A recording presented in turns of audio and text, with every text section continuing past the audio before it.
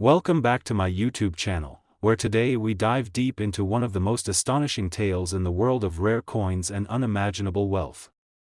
This isn't just another story about a coin found in a drawer or stumbled upon at a flea market. No, this is the story of the legendary 1989 quarter-dollar coin that rewrote the rules of numismatics and left the world stunned when it was declared to be worth a staggering $651 million.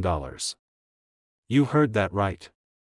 One small, ordinary-looking coin with the Philadelphia Mint mark, carrying a year that few would consider historically relevant in the coin world, turned out to be the centerpiece of one of the most dramatic, mysterious, and lucrative discoveries ever recorded in American numismatic history. It all began with a retired chemistry professor named Everett Cole, who had a peculiar passion for collecting coins, not out of monetary gain, but because he believed each coin was a small, metal-bound time capsule of the American story. Everett lived a quiet life in the outskirts of Reading, Pennsylvania. After decades of lecturing students about the properties of matter, atomic weights, and lab safety, he devoted his golden years to sifting through coin rolls from local banks, meticulously inspecting each specimen with a jeweler's loupe, magnification lamp, and an array of reference books lined across his study. Everett was no amateur, but what set him apart was his patience and discipline. Every Friday morning, he'd pick up $500 in quarters, bring them back to his home, and spend the weekend cataloging them. He was known to his neighbors as the Quarter Man, a title he wore proudly. Most thought he was eccentric, possibly wasting his time. That is, until one early autumn afternoon when everything changed. On September 18, 2023, Everett was halfway through his third roll of the day when he spotted a quarter with a dull, almost ghostly sheen. It wasn't the luster that caught his attention, but rather the slight misalignment of the strike, the faint doubling of the date, and an odd feature on George Washington's collar. At first, he assumed it was just another mint error. He had come across hundreds before, clipped planchets, die cracks, off-center strikes. But there was something unusual about this one. Something different. That he placed the coin under his scope and adjusted the focus. There, almost hidden beneath the patina of years, he noticed a symbol that shouldn't have been there at all. Just beneath the truncation of Washington's bust, etched faintly and nearly invisible to the naked eye, was what appeared to be a microscopic engraving, a series of dots and slashes. It was Morse code. Everett's heart raced as he translated the message. It read, "Test Alpha.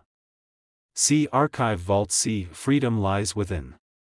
A cryptic note embedded into a coin? Impossible. Or so he thought. He quickly checked the edge of the coin and noticed another anomaly. It wasn't reeded like the standard quarters but had a faint, smooth edge as if it had been specially prepared. This wasn't just a mint error or an experimental strike, this was something much deeper. A message. A secret. A test. But for whom? Determined to get to the bottom of it, Everett contacted Dr. Iris Montgomery, a former NSA cryptographer turned cybersecurity consultant.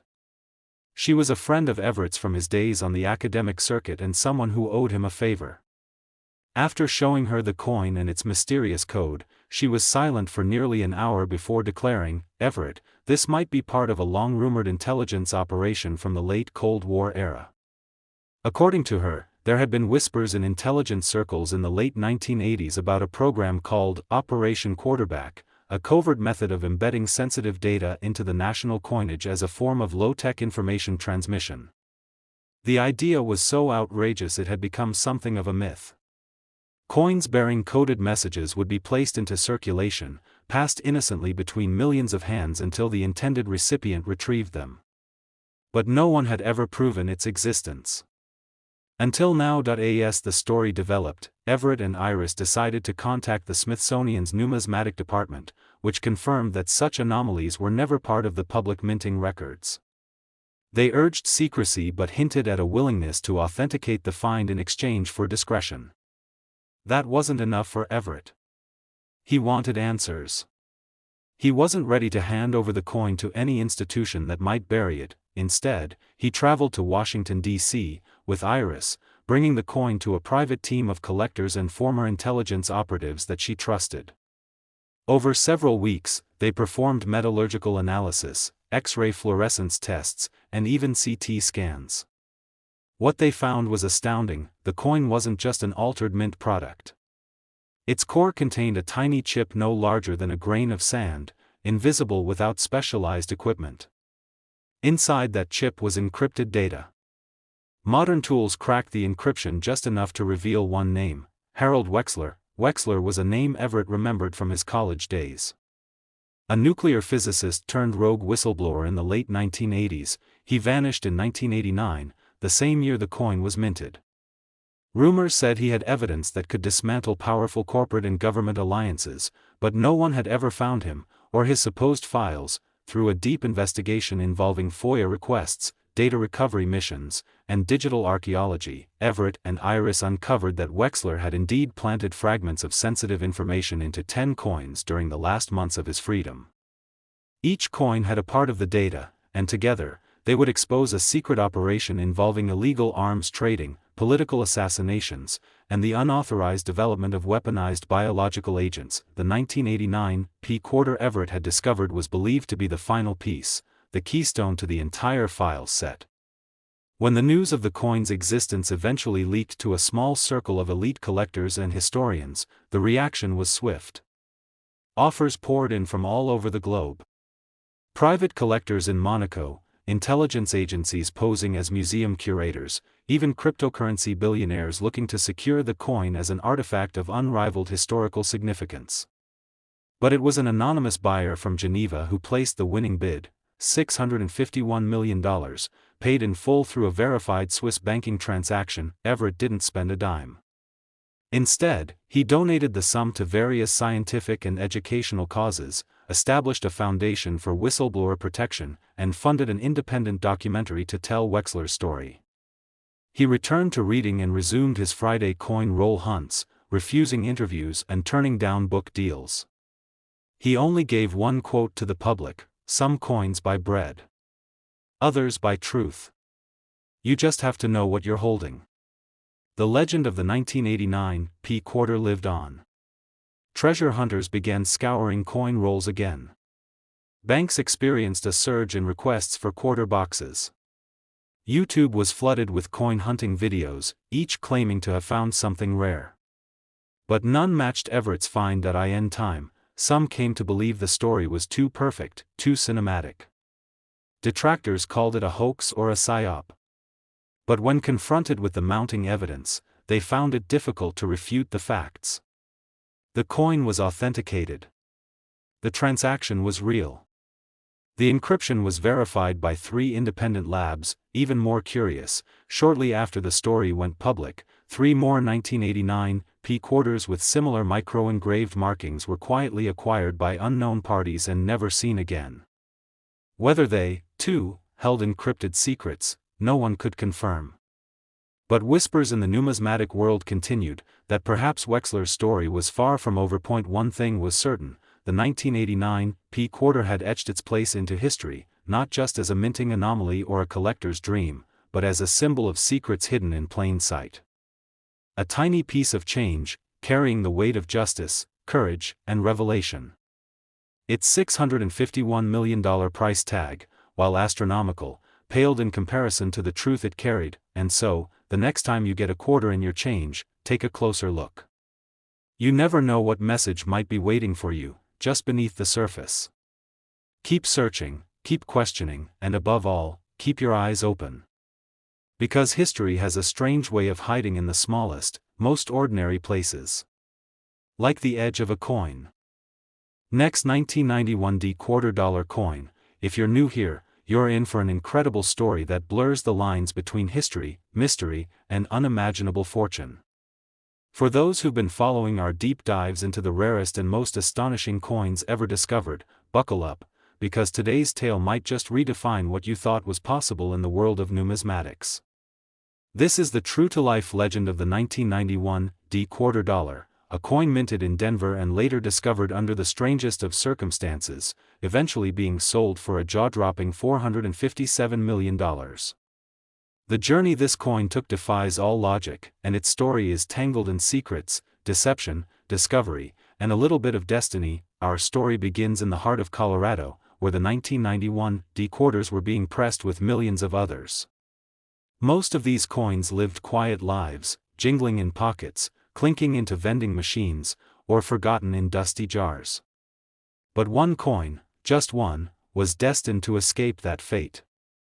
It was pressed on a cold morning in March. The machinery operated as usual, but something unusual happened with this coin. Whether it was a unique chemical composition in the metal, a micromisprint invisible to the human eye, or a mysterious flaw that made it perfect, that single quarter was different. At the time, the coin left the Denver Mint with no fanfare. It found its way into a bank in rural New Mexico, buried among hundreds of others in a roll. From there, the coin bounced through the hands of various people: a gas station attendant, a high school student, a delivery driver. No one noticed it. It passed through life unbothered, unloved, and unimportant, until one day, in the fall of 1998, it slipped between the wooden floorboards of a small antique shop in Truth or Consequences, New Mexico. The shop was owned by a man named Joseph Arliss, a former treasure hunter turned antique collector.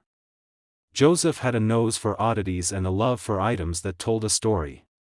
He spent most of his time polishing vintage clocks or studying faded maps.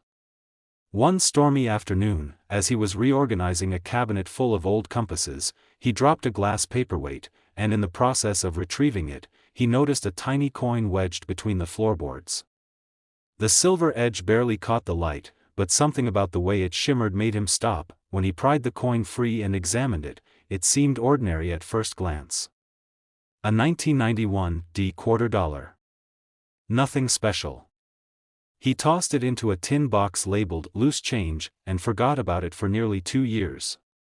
But as fate would have it, a numismatic convention came to Albuquerque in 2000, and Joseph decided to bring along some of his older coins for appraisal. On a whim, he included the quarter from the floorboards. That single decision would change his life. At the convention, most collectors and dealers were polite but uninterested in his offerings, until he reached the table of Dr. Rolf Mertens, a reclusive coin expert from Europe known for identifying anomalies no one else could. Dr. Mertens asked to see the quarter again. He put on a monocle, examined the coin under various lights, even tested it with a device no one else could identify. Then he asked Joseph to step into a private booth. Dr. Mertens didn't say much at first. He simply handed Joseph a blank check and said, "Name your price." Joseph laughed, thinking it was a joke. It wasn't. The coin, Dr. Mertens explained, exhibited a number of anomalies never before seen on a U.S. quarter. For one, the alloy composition was subtly different. Traces of a rare mineral not native to North America were detected. Second, the engraving, though identical to standard issue on the surface, displayed microscopic variations that mirrored a design submitted but rejected by the Mint in 1990.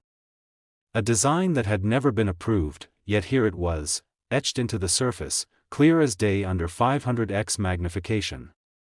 Finally, and most shockingly, embedded deep within the metal layers of the coin was a small thread of synthetic fiber, a type of polymer used only in military tech classified until 1995. Joseph, overwhelmed, declined to sell the coin on the spot.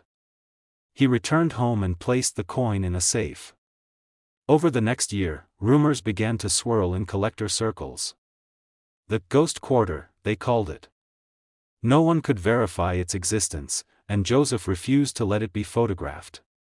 Offers began pouring in: $1 million, $10 million, $45 million.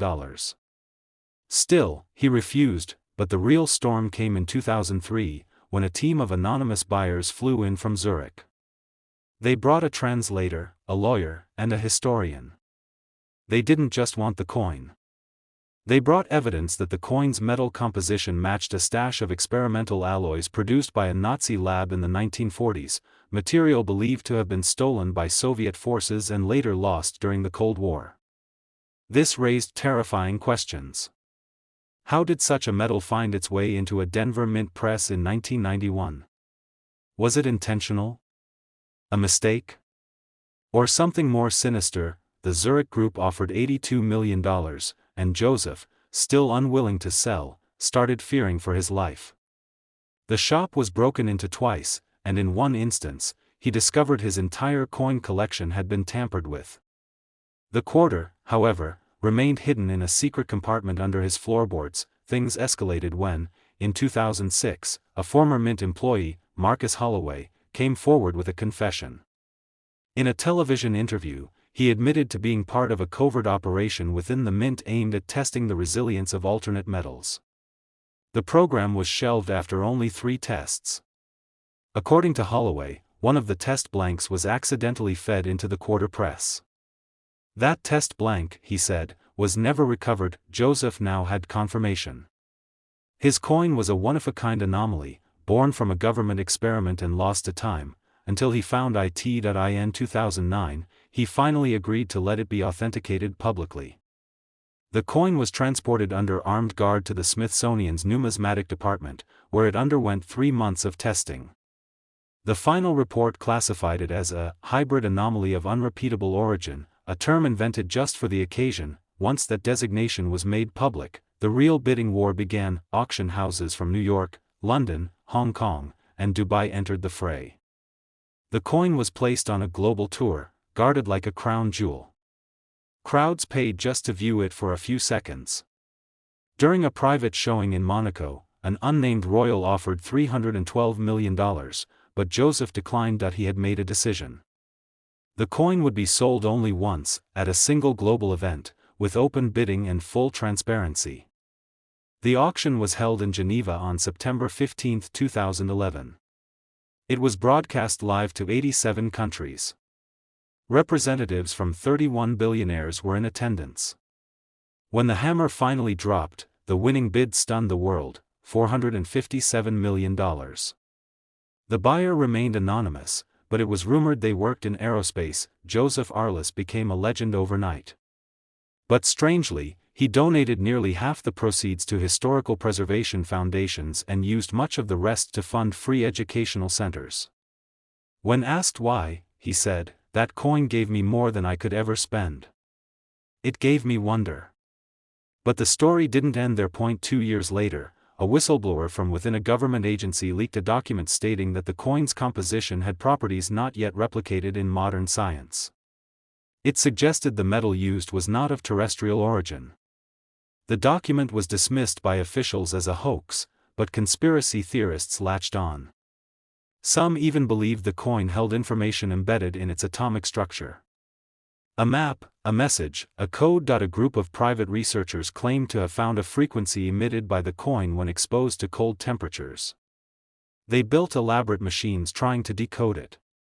Nothing concrete ever came of it, but to this day, rumors persist that in 2017, the coin resurfaced in a secured private collection on display in a bunker-like museum in Luxembourg. Only a select few are allowed to view it, and all must sign non-disclosure agreements. Still, stories trickle out. One visitor claimed the coin changed colors in dim light. Another said it vibrated faintly in their palm. Whether you believe the legends or not, one thing is certain: the 1991 D quarter that sold for $457 million remains one of the greatest coin mysteries of our time. It's a tale that blends history, science, and the unexplained, a story that proves even the most ordinary objects can contain extraordinary secrets. Thanks for joining us again, and if you're enjoying these deep dives into the world's most incredible coins and the surreal stories behind them, don't forget to stick around, because we have many more mysteries to uncover. Who knows what's still hiding in your change jar?